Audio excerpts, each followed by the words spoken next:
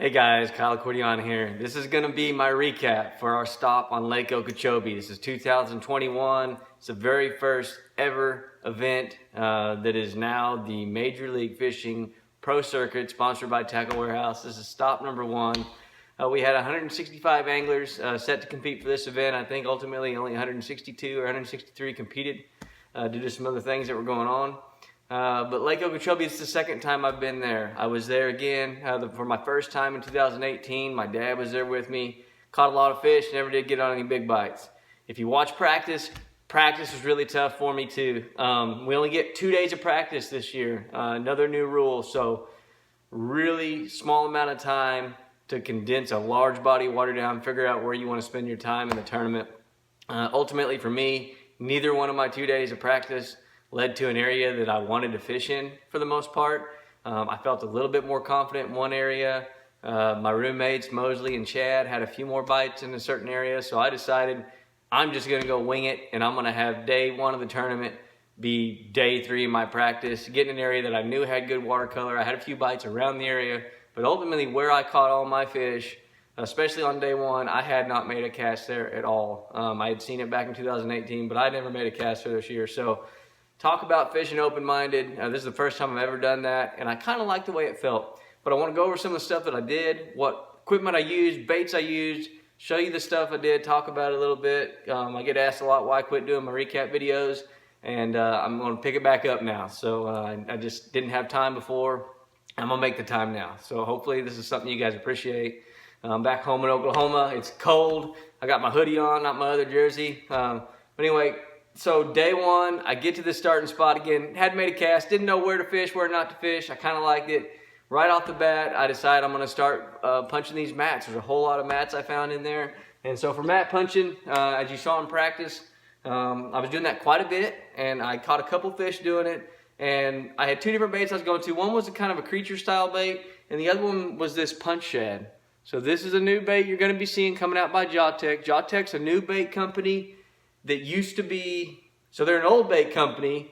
The father owned the company, ran it really well in the 80s and 90s, had a bunch of kids, decided to put family first. Now those kids have grown up. One of them went through college fishing, and so Colt is his name. He's starting to take it back up. The father had some health issues, so physically it's kind of tough for him, but mentally he's all there. And so Colt's taking this back and getting it going again. So not only is he bringing some of the old baits back, but he's going to revamp them, kind of bring them up to date. And anyway, this is one of his creations. And this is a punch shad. And the idea behind the punch shad is the material is tougher. This is not your standard swim bait. I don't know if you can see in the profile of this, but it's kind of flat. And from one angle, you know, it's a little more flat than the other. But the other thing, there's a lot of salt in this, and the result of that is, one, is the hardest of the plastic, but two, a lot of salt makes it tougher. And so if you were to feel this, it's not real spongy. It's pretty stout. And the reason for that is because it's made for being punching through heavy, like brush and mats, and it can just get through the crap. And it doesn't tear the bait up. So in practice, I fished with this all day one day and caught a couple fish on it. And then the next day, I caught another fish on it, and I was like, this is the same bait I've been using for 2 days. And most baits get worn and torn doing that. So the new punch shad is really tough, really durable, but it has that boot tail action like you would see in a swim bait.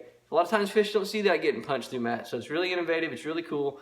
So that was a bait. I was throwing it on. I had a 1.5 ounce weight for the really thick stuff. This is a 3/4 ounce weight, so I can kind of pinch it in some of that more open water, kind of sparse, the flat reeds and the round reeds. But I didn't want it just like plummeting like a 1.5 ounce weight does. A lot of times it stirs up the bottom. I was throwing that on a 710. This is a Kistler Z-Bone 710 heavy. It's a 5 power. I was throwing it on a 70-pound braid. This is a smaller hook because the bait's not real big. It's a 3 3/4 inch bait, but this is a 3/0. This is an owner flipping hook. And so that's what I was rigging that on, 8-3 to 1. Anytime I'm flipping heavy cover, I want to get a reel out of there. I want to get the fish out of there as fast as I can, so I want to be able to take up a lot of line. And then I'm going to stick in order. So day one, a lot of fish punching. I caught a lot of fish Texas rigged on a stick style bait. So this is another bait by Jawtec, and this is their KO Shad. So this KO Shad, you know, kind of resembles your stick bait, your Cinco.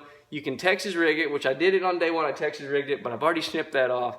And on day 2, I threw it on a wacky rig, and I could not get a bite, I picked up this little stick bait and threw it on this wacky rig, and they ate it. I caught a lot of fish on day 2 on this. But this is a 7.6 Kistler Z-bone. I threw it on straight 30-pound braid. I went straight braid. I did not throw a leader. I'm fishing heavy grass, a lot of hydrilla.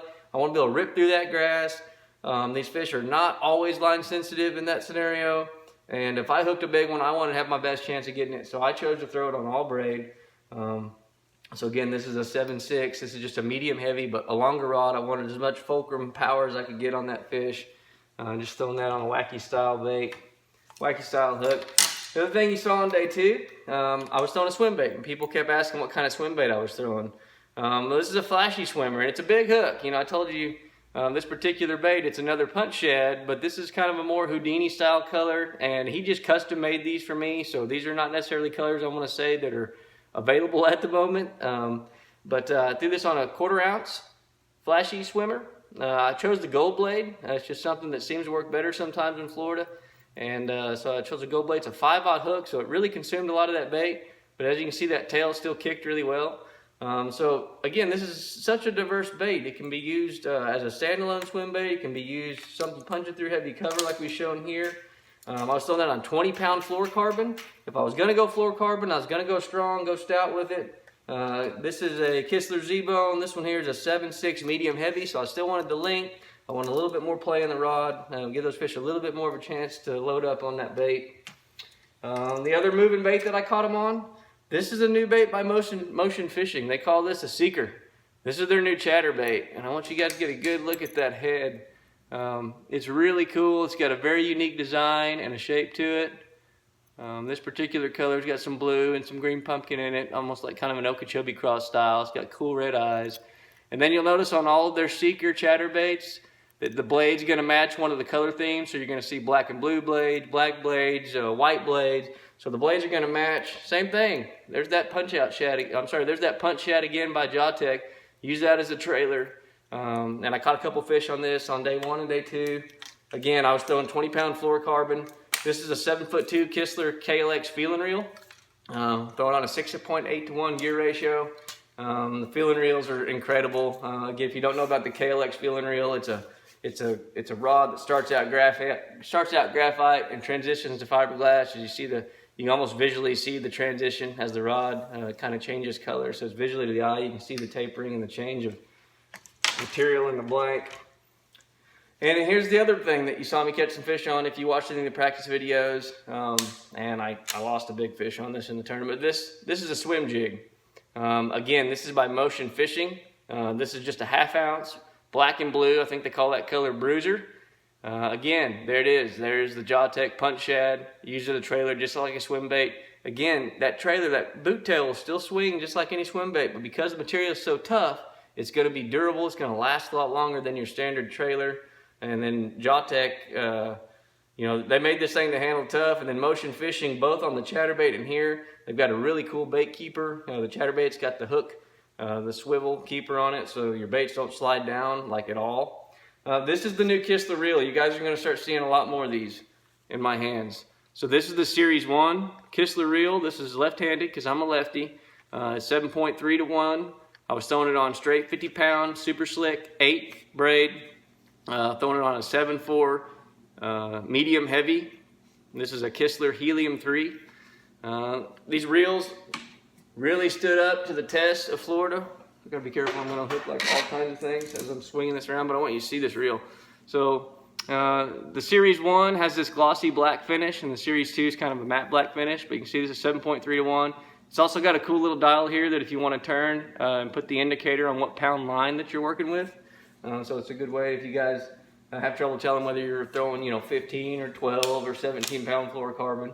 But I was just throwing this more of those isolated points, those flat reeds and isolated clumps of vegetation you could see. And really, this thing would just work right through it. You climb up and over lily pads and dollar pads and just keep on swimming it. And when those fish committed to that, you would see a wake, and they'd come, and it'd be hard. You'd have to wait until they hit it and load it up. Because when they decided to eat it, you knew they were coming. So that was fun.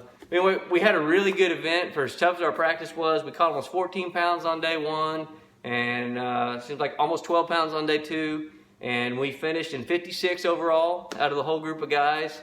They paid 79 spots, so we cut a check, and we're happy about that. Anytime we can come back from Florida, it's always been a thorn in my side, but with a check and some good points moving forward, we're happy about that. So that's the stuff I used. I hope you enjoyed that. Our next stop's going to be in Jasper, Alabama at Lewis Smith Lake. Been there before. Extreme, phenomenal spotted bass fishery, but largemouth will play. I do suspect the winner of that event will have a mixed bag, but you can go catch the darn right crap out of spotted bass. So it's going to be a fun fishery. You're going to see lighter line, lighter tackle, smaller finesse style baits.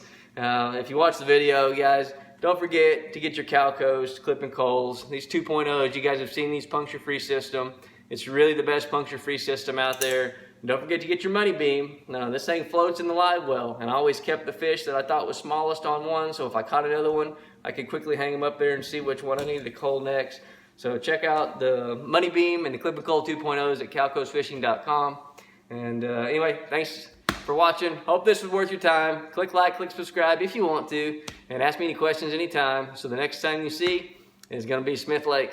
So let's go get after them. Thanks, guys.